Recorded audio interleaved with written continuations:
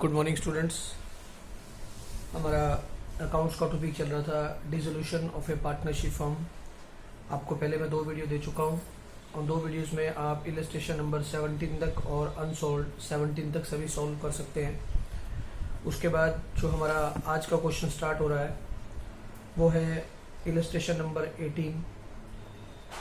अभी तक जो आपने पीछे वाले सभी क्वेश्चंस पढ़े हैं आपने देखा होगा कि जैसे कि आप यहाँ देख सकते हैं बैलेंस शीट आपको गिवन होती है और the balance sheet of firm at the date was given, और इससे आप लोग रियलाइजेशन अकाउंट तैयार करते हैं, फिर कैपिटल अकाउंट तैयार करते हैं और फिर बैंक अकाउंट या कैश अकाउंट तैयार करते हैं। लेकिन कई क्वेश्चंस में क्या होगा कि आपको जो ओपनिंग बैलेंस शीट स्टार्टिंग में गिवन होती है हमारे पास पीछे, वो गिवन नहीं होगी।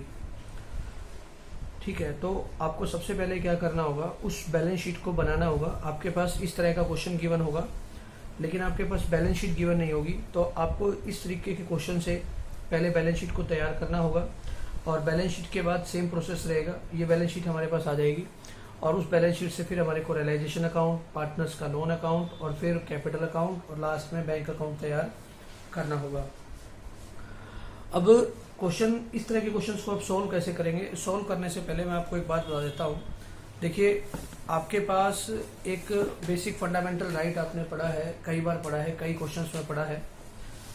ये पढ़ा है, आपको पता है कि asset is equal to capital plus liability होता है। अगर कोई एक फिगर मिसिंग हो तो आप बाकी दोनों की हेल्प से उस मिसिंग फिगर को निकाल सकते हैं। सपोज कर लीजिए आपके पास अगर एसेट 1 लाख की है और आपके पास कैपिटल गिवन नहीं है लेकिन लायबिलिटी 30,000 की है, तो आप मिसिंग फिगर से कैपिटल की अमाउंट को निकाल सकते हैं। क्लियर?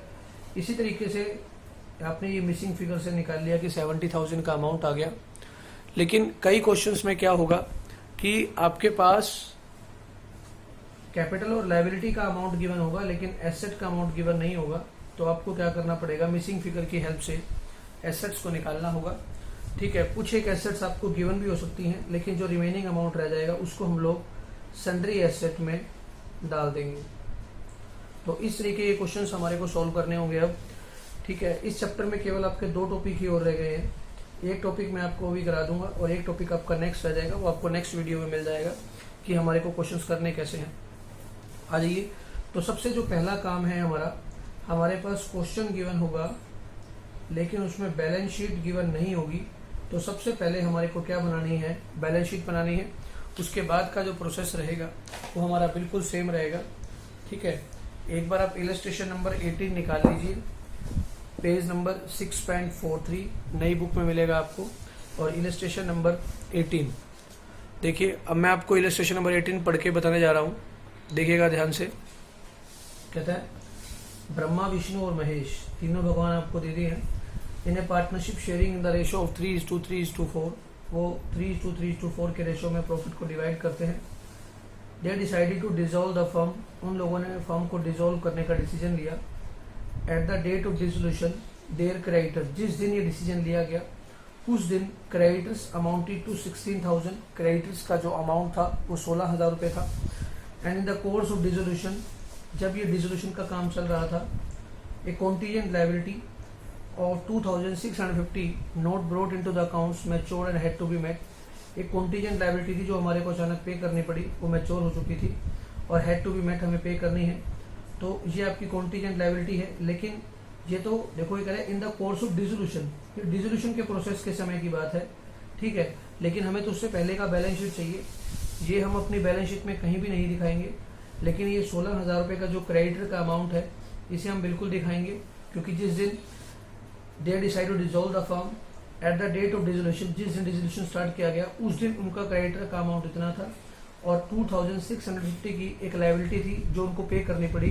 ये आपको नीचे एडजस्टमेंट में मिलती थी पीछे वाले क्वेश्चंस में, लेकिन अब आपको यहाँ डायरेक्टली दिखा दिए। तो आपको खुद समझना है कि लायबिलिटी कॉन्टीजेंट है, ये मुझे रियलाइजेशन के समय में यूज करनी है। देयर कैपिटल स्टूड एट, जिस दिन डिसीजन लिया गया डिसोल्यूशन का, उनकी कैपिटल 12,000, 10,000 और 8,000, ब्रह्मा की 12,000, 10,000 और 8,000 थी। Vishnu has lent to the firm, Vishnu ने फर्म को लोन दिया हुआ था। In addition to capital, capital के अलावा विष्णु की कैपिटल आपको मालूम है 10,000 है और उसने लोन कितना दिया हुआ है फॉर्म को, 14,000 का। ध्यान रखना ये लिखा हुआ है Vishnu has lent to the firm, Vishnu ने फॉर्म को लोन दिया हुआ है in addition to capital, capital के अलावा 14,000 का अमाउंट है, तो ये विष्णु का लोन आ गया। ठीक है। द एसेट रियलाइज, आपको पता है रियलाइज का मतलब होता है एसेट को सेल करके पैसे का आना, ये तो रियलाइजेशन में आएगा, यहाँ इसका कोई मतलब नहीं है। ठीक है। अब इस क्वेश्चन के अंदर मैंने सभी लायबिलिटी को तो गिवन है लेकिन एसेट का कोई भी अमाउंट गिवन नहीं है, तो आप क्या करेंगे, आपको पता है मैंने अभी भी बताया है capital plus liability is equal to asset होता है, तो इन सबको टोटल करने पर जो अमाउंट आएगा वो 60,000 का अमाउंट आता है। हम उसे सन्ड्री एसेट में नीचे लिख देंगे बैलेंसिंग फिगर से, भाई हमने ये बैलेंसिंग फिगर से अमाउंट निकाला है 60,000 का। क्लियर है। अब ये क्वेश्चन आपका बिल्कुल पीछे की तरह हो गया, भाई हमारे पास बैलेंस शीट गिवन है और हमारे को क्या करना है, रियलाइजेशन अकाउंट तैयार करना है, पार्टनर्स कैपिटल अकाउंट तैयार करना है और also show the cash account तैयार करना है। क्लियर। तो अब आपके पास ये बैलेंस शीट गिवन है, आपको सेम पहले वाला प्रोसेस करना है। रियलाइजेशन अकाउंट लिया, ये साइड डेबिट ये साइड क्रेडिट, जितनी भी एसेट हैं सभी के सभी टोटल अमाउंट 60,000 है। आप क्या लिख देंगे, टू सन्ड्री एसेट, इसका अमाउंट आता है 60,000, लीजिए हमने यहाँ लिख दी। फिर लायबिलिटी में क्रेडिटर का अमाउंट आता है बाय क्रेडिटर 16,000। विष्णु एक पार्टनर है, उसका लोन है तो उसका अलग से लोन अकाउंट तैयार होता है, ये भी आपको मालूम है। विष्णुज लोन अकाउंट और लोन का क्रेडिट बैलेंस होता है, तो आप लिखेंगे बाय बैलेंस बीडी, 14,000 का अमाउंट लिख देंगे बाय बैलेंस बीडी में। क्लियर। अब हमें ये पता है कि एसेट का हमारी सारी एसेट कितने की सेल हुई है, ऊपर क्वेश्चन में गिवन है कि एसेट रियलाइज हुई है 40,150 की, तो आप लिखेंगे बाय कैश अकाउंट 40,150, आप ब्रैकेट में लिख भी सकते हैं एसेट रियलाइज्ड। ठीक है। और अब लायबिलिटी की पेमेंट के बारे में बता रखा है, पेमेंट के बारे में ऊपर कुछ कहा नहीं हुआ है, तो हमारे को सीधा क्रेडिटर्स को पे करना है, कैश अमाउंट 16,000। और एक ऊपर जो क्वेश्चन आया था कि 2,650 की ये जो लाइन आई थी ये हमारे को पे करनी है, ये कॉन्टीजेंट लायबिलिटी है, तो आप क्या लिखेंगे, कैश अकाउंट में इस लायबिलिटी को भी आपने क्या कर दिया, पे कर दिया। विष्णु का लोन अकाउंट है, उसके बारे में कुछ नहीं कह रखा, तो हम क्या करेंगे, डायरेक्टली पे करेंगे चाहे कोई भी लायबिलिटी है। फिर हमारा कैपिटल अकाउंट तैयार होता है, कैपिटल अकाउंट के स्टार्टिंग में गिवन थी हमारी कैपिटल, जो कि हमने तीनों की लिख दी। और फिर रियलाइजेशन में हमारे को यहाँ लॉस हुआ है, आप देख सकते हैं, रियलाइजेशन अकाउंट तैयार किया, डेबिट साइड क्रेडिट से ज़्यादा है, तो ये 22,500 का लॉस है। इनका रेशो था 3:3:4 में डिवाइड किया, तो ये सभी के सभी पार्टनर्स कैपिटल अकाउंट क्या हो जाएंगे, डेबिट हो जाएंगे, आप देख सकते हैं।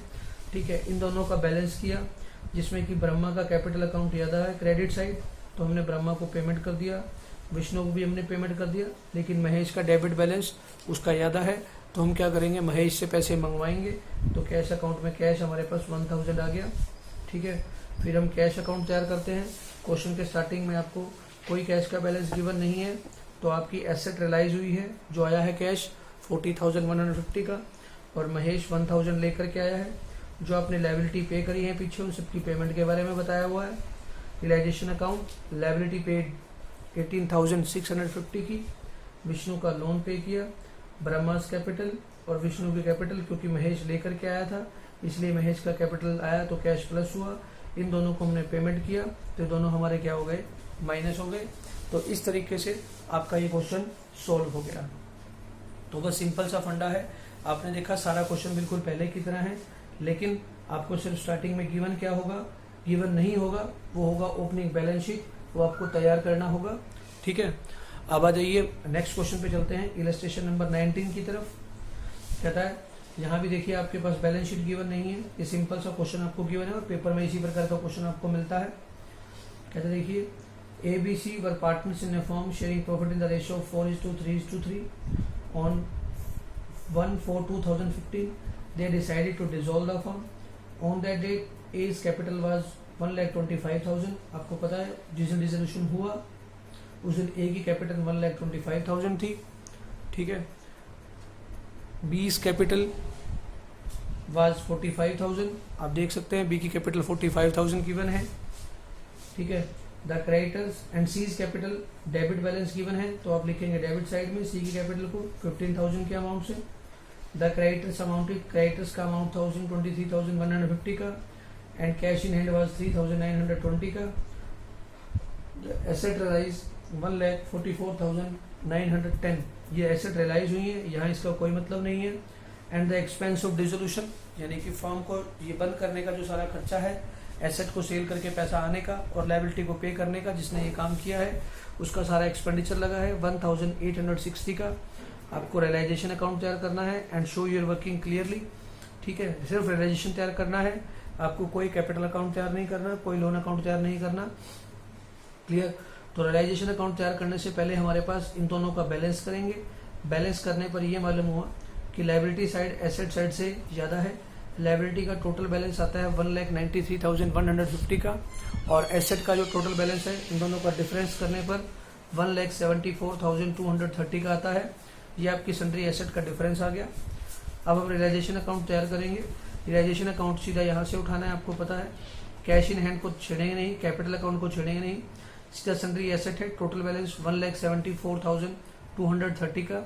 लायबिलिटी में केवल क्रेडिटर है 23,150 का। ठीक है, एसेट आपकी रियलाइज हुई है, ऊपर क्वेश्चन में गिवन है 1,44,910 का। आप लिखेंगे बाय कैश अकाउंट, क्योंकि कैश का बैलेंस गिवन है।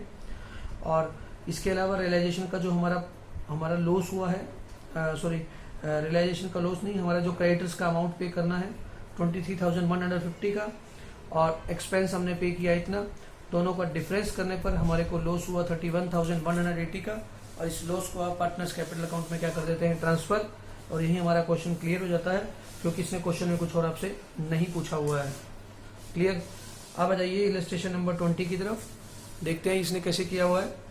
कहता है ए और B who were sharing profit and losses in the ratio of 6:4:60:40, यानी कि 3:2 का रेशियो आ गया।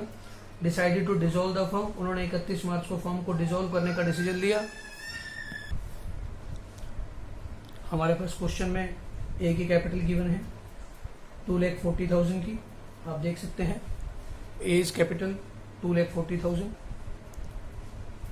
बी इज कैपिटल का डेबिट बैलेंस दिखा रहा है 25,000 का, 25,000 को डेबिट साइड में दिखा दिया।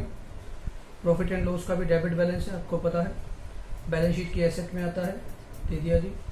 ट्रेड क्रेडिटर्स 40,000 के दिखा रखे हैं। लोन फ्रॉम मिसिज ए 20,000 का, मिसिज ए का लोन है, ध्यान रखना, ए का नहीं है, तो ये अदर लायबिलिटी की तरह, यानी कि ट्रेड क्रेडिटर की तरह ट्रीट होगा। कैश एट बैंक 15,000 का है, लीजिए यहाँ दिखा दिया। यहाँ तक का सारा बैलेंस दे दिया, दोनों का डिफरेंस लिया। डिफरेंस लेने पर जो हमारा आया सन्ड्री एसेट 2,30,000 का। इसके बाद the asset other than cash at bank, जितनी भी हमारी एसेट थी उसमें से कैश एट बैंक को हटाने के बाद 1,90,000 का कैश रियलाइज हुआ, यानी कि जो कैश का बैलेंस है वो 190 के अलावा है। ठीक है, और all creditors were paid of less 5% discount. जितने भी हमारे क्रेडिटर हैं, केवल क्रेडिटर की बात कर रहा है, लोन फ्रॉम मिसिज ए की बात। ठीक है, all creditors were paid of less 5% discount. All creditors, सभी क्रेडिटर्स आ गए, उसमें हमारे ट्रेड क्रेडिटर्स भी आ गए 40,000 वाले, और लोन फ्रॉम मिसिज ए जो लिया हुआ है 20,000 का, उसके ऊपर भी सारे क्रेडिटर्स की बात कर रहा है। स्पेशली इसलिए उसको रेड लाइन में इसने शो किया है कि 5% डिस्काउंट पर इनकी पेमेंट कर दी, चाहे वो क्रेडिटर है, चाहे वो मिसिज ए का लोन है, ए की वाइफ का लोन है। जो realisation expense amount to 4,000 rupees, जो रियलाइजेशन का खर्चा है वो 4,000 रुपीज़ इसका एक्सपेंस है। क्लियर। तो अब हम आगे चलते हैं। Prepaid realisation account, capital account and bank account, तीनों अकाउंट तैयार करने हैं। रियलाइजेशन अकाउंट में आपको पता है सभी एसेट्स को पहले शो किया जाएगा, केवल एक ही एसेट है हमारी 15,000 का। प्रॉफिट एंड लॉस का जो डेबिट बैलेंस है ये कैश एट बैंक आपका जाएगा नीचे, आपका जब बैंक अकाउंट तैयार करेंगे, और जो सन्ड्री एसेट है वो 2,30,000 की, वो आपकी यहाँ शो कर दी। और प्रॉफिट एंड लॉस अकाउंट का जो बैलेंस है ये आपको पता है कि पार्टनर्स के कैपिटल अकाउंट में डेबिट किया जाता है। ट्रेड क्रेडिटर और लोन फ्रॉम मिसिज ए, ये दोनों हमारी लायबिलिटी हैं, जिसको हमने यहाँ शो कर दिया। और एसेट रियलाइज हुई 1,90,000 की। ऑल क्रेडिटर्स को पे कर दिया, दो ही क्रेडिटर है, 40,000 का 5% आपका 38,000 हो गया, और 20,000 का 5% 1,000 लेस करने के बाद आपका 19,000 हो गया। और to bank account expense of realisation कितना आ गया, 4,000 रुपीज़। क्लियर। तो इसके बाद हम लोगों ने रियलाइजेशन में देखा कि लॉस हुआ, लॉस को हमने पार्टनर्स के कैपिटल अकाउंट में क्या कर दिया, डेबिट कर दिया। अब कैपिटल का बैलेंस हमारे पास गिवन था स्टार्टिंग के अंदर ही। हम कैपिटल जब तैयार करेंगे तो कैपिटल है ए की कैपिटल का 2,40,000 क्रेडिट बैलेंस है और बी की कैपिटल का 25,000 का डेबिट बैलेंस है। रियलाइजेशन का लॉस हुआ वो हमने पार्टनर्स के कैपिटल अकाउंट में डेबिट कर दिया। प्रॉफिट एंड लॉस का जो बैलेंस था ऊपर गिवन था, हमने उसे पार्टनर्स के कैपिटल अकाउंट में डेबिट किया, दोनों का डिफरेंस लिया। तो क्या हुआ कि ए का क्रेडिट बैलेंस डेबिट बैलेंस से ज़्यादा है तो हमने ए को पेमेंट कर दी और बी से पेमेंट क्या कर ली, मंगवा ली। क्योंकि बी का डेबिट बैलेंस क्रेडिट बैलेंस से ज़्यादा है तो बी क्या करेगा, ब्रॉट इन करके आएगा, कैश लेकर के आएगा। क्लियर। और इसके बाद हम आगे चलते हैं इलस्ट्रेशन नंबर 21 की तरफ, देखिएगा ध्यान से। अब आप इलस्ट्रेशन नंबर 21 के बाद करने के बाद आप ये देखेंगे कि जितने भी इसके क्वेश्चन हैं वो सभी के सभी लगभग सेम हैं, अप्रोक्सीमेट क्वेश्चन नंबर 31 तक, और 31 तक आप सभी क्वेश्चंस को अटेम्प्ट भी कर लेंगे। ठीक है, अब हम आगे चलते हैं। देखिए कहता है A and B were partners in a business sharing profit and losses in the ratio of 3:1। A और बी दो पार्टनर हैं और वो प्रॉफिट शेयरिंग रेशियो है उनका 3:1 का। They decided to dissolve the firm on 31 March 2015 को। उन्होंने 31 मार्च 15 को जो है ना फर्म को डिसॉल्व करने का डिसीजन लिया। On date date their capital stood at 1,50,000, ये उनकी कैपिटल गिवन है। अमाउंट ओइंग बाय ए, आप देख सकते हैं यहाँ पर हमारे को बैलेंस शीट गिवन नहीं है, हमारे को खुद बैलेंस शीट तैयार करनी पड़ेगी जिसका नाम हम बोलते हैं memorandum balance sheet. Amount owing by A, owing का मतलब पेबल है, बाय ए ने पे करने हैं। ओइंग बाय ए मतलब ए ने पे कर रहे हैं टू द फर्म, ए ने फर्म को पे करने हैं 42,000। इसका मतलब ये फर्म की एसेट है, मतलब एक पार्टनर है उसने फर्म से लोन लिया हुआ है तो वो एक एसेट हो जाएगी 42,000 की। तो आप इसको शो कहाँ करेंगे, एज लोन में, बैलेंस शीट में दिखाएंगे एसेट साइड में। ठीक है। And the amount owed by the firm, owed by the firm मतलब फर्म के द्वारा लाइबल है, पेबल है टू बी, फर्म ने बी को पे करने हैं, मतलब फर्म ने बी से पैसा लिया हुआ है 15,000 का, मतलब ये फर्म की लायबिलिटी है। क्रेडिटर्स व 25,000, क्रेडिटर्स का अमाउंट 25,000 का है एंड कैश हमारे पास उस दिन 5,000 का है। The assets other than the amount owing by A to the firm realise 64,000। यहाँ ये कहता है कि सब हमारा यहाँ पर एसेट बेचने का काम आ गया, इसका मतलब हमारा बैलेंस शीट पूरा हो गया। दोनों का डिफरेंस करेंगे, डिफरेंस करने पर आपकी जो लायबिलिटी साइड है वो एसेट साइड से ज़्यादा है तो जो डिफरेंस आएगा वो बैलेंसिंग फिगर से आपका एसेट आ जाएगा। उसके बाद आगे चलते हैं और ये आपको ये डिफाइन कर रहा है कि हमें रियलाइजेशन अकाउंट को तैयार करना है। ठीक है, और रियलाइजेशन अकाउंट को जब हम तैयार करेंगे तो आपको ये मालूम है कि सबसे पहले सभी एसेट्स को यहाँ दिखाया जाता है, लेकिन किसी भी प्रकार के लोन को या कैश को या बैंक बैलेंस को हम यहाँ नहीं दिखाते हैं, एक्यूमुलेटेड लॉसेस को नहीं दिखाते हैं। तो सन्ड्री एसेट आपके पास 1,43,000 की आई है और क्रेडिटर्स का लोन जो क्रेडिटर्स आया है वो 25,000 आया है। बी का जो लोन है एक पार्टनर का है तो वो अलग से तैयार होगा। ठीक है, ए का लोन है, हम यहाँ अलग से लोन अकाउंट एसेट साइड में कभी भी तैयार नहीं करते हैं, बल्कि पार्टनर्स के कैपिटल अकाउंट में क्या कर देते हैं, ट्रांसफर कर देते हैं। अभी आपको करके दिखाएंगे। इस केस में हम एंट्री क्या करेंगे, सिंपल है, एज लोन है तो हम क्या लिखेंगे, A's capital to A's loan, ये जनरल एंट्री पास हो जाएगी। ठीक है, क्योंकि हमारे पास अगर कैश आता तो मैं लिखता cash account debit to A's loan, लेकिन कैश नहीं आ रहा बल्कि हम उसकी कैपिटल अकाउंट में ट्रांसफर कर रहे हैं, तो जिससे ए की कैपिटल क्या हो जाएगी, डिक्रीज हो जाएगी। और जब भी किसी पार्टनर की कैपिटल डिक्रीज होती है तो हम उसको क्या करते हैं, पार्टनर्स के कैपिटल अकाउंट में डेबिट करते हैं। आपको ये ध्यान रखना है कि जब भी लायबिलिटी होगी, लायबिलिटी को तो हमें पे करके दिखाना है, लेकिन एसेट से हम ये ट्रीट नहीं करते हैं कि हमारे को उससे रियलाइज हो रहा है या नहीं हो रहा है, इसलिए हम उसके कैपिटल अकाउंट में हमेशा ही क्या करेंगे, डेबिट करेंगे। ठीक है, आगे चलते हैं। The assets other than the amount owing by A to the firm realise 64,000, asset हमारे को 64,000 की रियलाइज हुई है, आप चेक कर सकते हैं 64,000 की हमारे को एसेट रियलाइज हो गई। ठीक है, द एक्सपेंस ऑफ रियलाइजेशन 1,000 का खर्चा आया है, ये हमने 1,000 का एक्सपेंस पे कर दिया। Prepare the memorandum balance sheet firm immediately prior to dissolution, इसके बाद हमारा दोनों का डिफरेंस किया, क्रेडिटर्स को आप पूरा पे कर देंगे और रियलाइजेशन का लॉस आ गया। लॉस को पार्टनर के कैपिटल अकाउंट में डेबिट किया जाएगा, लेकिन उससे पहले जब हम कैपिटल अकाउंट तैयार करेंगे तो सबसे पहले कैपिटल का बैलेंस लिखा। ठीक है, और ए का जो लोन अकाउंट था मैंने अभी आपको जनरल एंट्री पास करके दिखाई थी, यहीं पे A's capital account debit to A's loan account देख सकते हैं आप यहाँ। तो ये लोन 42 का ट्रांसफ़र हो गया, रियलाइजेशन का लॉस भी हमने क्या कर दिया, ट्रांसफ़र कर दिया। आप ये देख रहे हैं कि जो क्रेडिट बैलेंस है वो डेबिट बैलेंस से कम रह गया है। ठीक है, तो ए क्या करेगा, कैश को लेकर के आएगा। ठीक है, लेकिन बी का क्रेडिट बैलेंस 50,000 है और डेबिट बैलेंस 20,000 है। तो ठीक है, बी को हमने क्या कर दिया, पेमेंट कर दिया 30,000 का। इसके बाद कैश अकाउंट तैयार है, आपके पास बैलेंस गिवन है। एसेट आपकी रिलायंस 64,000 की हुई, ए 2,000 आप चेक कर सकते हैं लेकर के आया है। ठीक है, और रियलाइजेशन क्रेडिटर्स को हमने पेमेंट करी, जितनी भी पेमेंट है वो सब कैश अकाउंट में शो की जाएगी। एक्सपेंस को पे किया, बी के लोन को पे किया और बी की कैपिटल को जो आपने देखा 30,000 का है वो पे किया। इस तरीके से आप क्वेश्चन करते हुए सभी क्वेश्चन सोल्व कर सकते हैं और इलस्ट्रेशन नंबर 31 तक सभी क्वेश्चंस को आप सोल्व कीजिए। एक क्वेश्चन को करने से पहले उस क्वेश्चन को पूरा रीड कीजिए, जिस तरीके से मैं आपको करा रहा हूँ। हर एंट्री के ऊपर टिक मार्क करके देखो और दोबारा उसको फिर हाथ से भी निकालिए, आपके सभी क्वेश्चन सोल्व हो जाएंगे।